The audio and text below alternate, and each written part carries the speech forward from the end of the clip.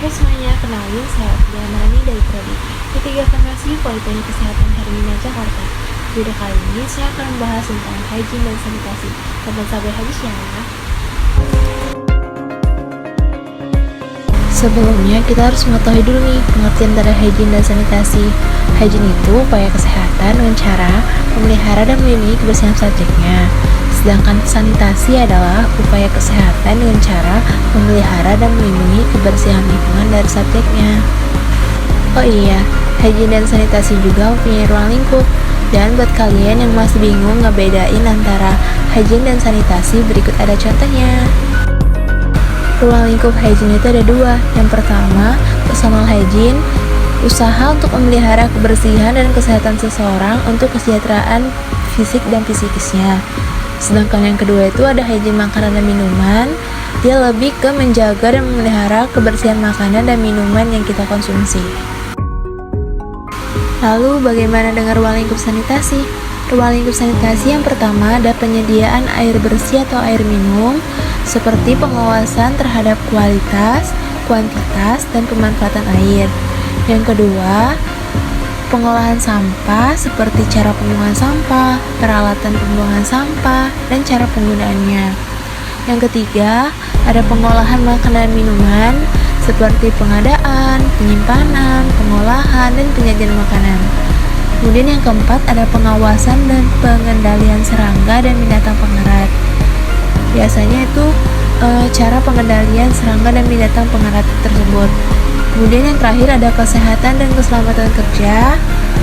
Melakukan kegiatan K3 seperti ruang kerja, misalnya dapur, pekerjaan, cara kerja, dan tenaga kerjanya. Teman-teman bisa lihat di sini contoh dari hygiene itu apa saja.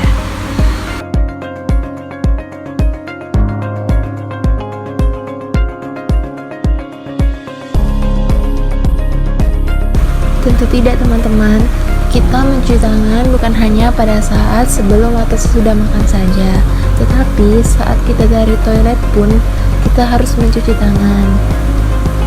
Kemudian kita harus mencuci tangan setelah kita bersin atau batuk, karena dikhawatirkan banyak kuman yang menempel pada tangan kita. Kemudian kita juga harus mencuci tangan setelah membuang sampah, baik itu sampah kertas, sampah daun, ataupun sampah makanan. Setelah megang uang, kita harus mencuci tangan karena rentan terkena penyakit dari tangan ke tangan.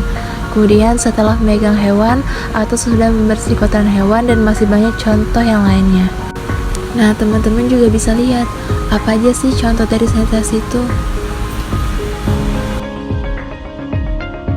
Selanjutnya adalah sanitasi makanan.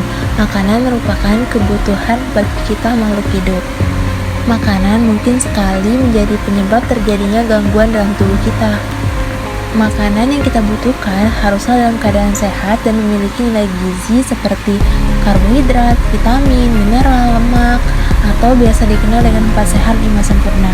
Sanitasi makanan harus lebih ditekankan pada pengawasan terhadap pembuatan dan penyediaan bahan makanan agar tidak membahayakan kesehatan dan menyebabkan keracunan. Berikut tahapan yang perlu kita perhatikan dalam upaya sanitasi makanan.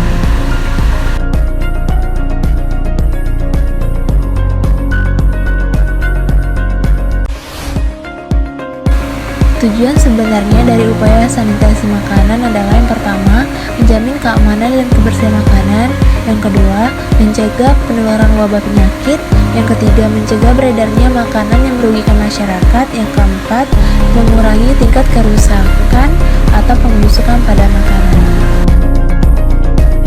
Adapun prinsip hygiene dan sanitasi makanan itu, yang pertama, prinsip 1, pemilihan bahan makanan. Kita harus memilih bahan makanan melalui ciri fisik dan mutunya, seperti bentuk, warna, bau, dan lain sebagainya. Bahan makanan yang baik itu terbebas dari kerusakan dan pencemaran, termasuk pencemaran oleh bahan kimia seperti pestisida. Contohnya buah-buahan. Kita harus memilih buah-buahan yang tidak berbau busuk, tidak ada cairan selain getah aslinya, ataupun isinya penuh, kulitnya utuh dan tidak kotor. Kemudian contoh lainnya itu makanan. Kita harus memilih makanan yang kemasannya masih bagus, Kadaluarsanya jangka waktunya cukup lama dan punya merek dan label yang jelas serta nama instansi pembuatannya. Prinsip yang kedua yaitu penyimpanan bahan makanan.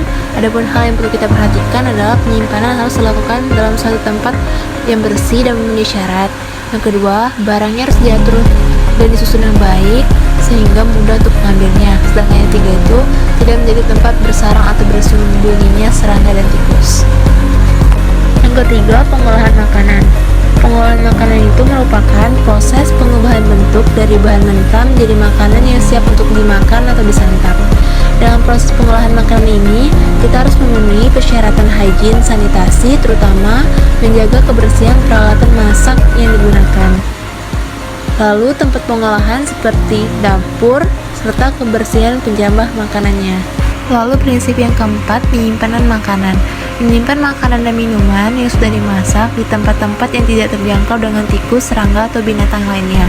Adapun karakteristik daripada pertumbuhan bakteri pada makanan masak yang harus dipantau dan dijaga yaitu kadar air makanannya, jenis makanannya, dan suhu makanannya tersebut. Makanan dan minuman yang disiapkan harus disimpan dengan wadah yang bersih dan aman bagi kesehatan. Prinsip yang kelima yaitu pengangkutan makanan. Dalam proses pengangkutan makanan, banyak pihak yang terkait mulai dari persiapan, perwadahan, orang, suhu, dan kendaraan pengangkutan itu sendiri. Setidaknya untuk mengurangi sumber yang akan menyebabkan pencemaran, yang pertama dengan cara mengangkut bahan makanan tidak bercampur dengan bahan berbahaya dan beracun atau B3 seperti pupuk, obat hama, atau bahan berbahaya lainnya. Yang kedua, kendaraan pengangkutan makanan itu tidak dipergunakan untuk mengangkut bahan lain seperti mengangkut orang, hewan, ataupun barang-barang. Yang ketiga, kendaraan yang kita pergunakan harus diperhatikan kebersihannya agar setiap akan digunakan untuk makanan selalu dalam keadaan bersih, dan masih banyak cara lainnya juga. Yang terakhir, prinsip keenam, penyajian makanan. Penyajian makanan yang menarik akan memberikan nilai tambah dalam menarik pelanggan. Penggunaan pembungkus seperti plastik, kertas, atau yang lainnya harus dalam keadaan bersih dan tidak berasal dari bahan-bahan yang dapat menimbulkan racun. Tidak boleh terjadi kontak langsung dengan makanan yang disajikan, dan dalam penyajiannya harus selalu dalam kaidah hygiene dan sanitasi yang baik. Adapun faktor yang berpengaruh terhadap makanan baik langsung dan tidak langsung, yang pertama ada air. Erat sekali hubungannya dengan makanan. Oleh karena itu, air diperlukan dalam semua proses pengolahan makanan dan menentukan kualitas makanan tersebut. Yang kedua ada tanah. Tanah mengandung mikroorganisme dapat mengkontaminasi makanan dengan cara terbawa oleh alat-alat, masuk ke dalam makanan atau penyimpanan makanan, dan akhirnya sampai ke makanan. Dan juga pada bagian tanam-tanaman atau sayuran lainnya. Yang ketiga ada udara. Adanya mikroorganisme di udara karena terbawa oleh partikel-partikel seperti debu, air, atau titik ludah yang sudah disebarkan oleh orang ataupun hewan. Tergantung dari lokasi, musim, dan pergerakan udaranya. Dan sumber yang paling paten yang terakhir ada manusia. Oleh karena itu, kesadaran manusia sangat dipentingkan demi tubuh kita yang sehat. Demikian video singkat yang dapat saya sampaikan. Mohon maaf apabila ada salah kata, lebih dan kurangnya mohon dimaafkan. Semoga video ini dapat memberi dampak positif untuk kita semua. Dadah teman-teman, see you next time.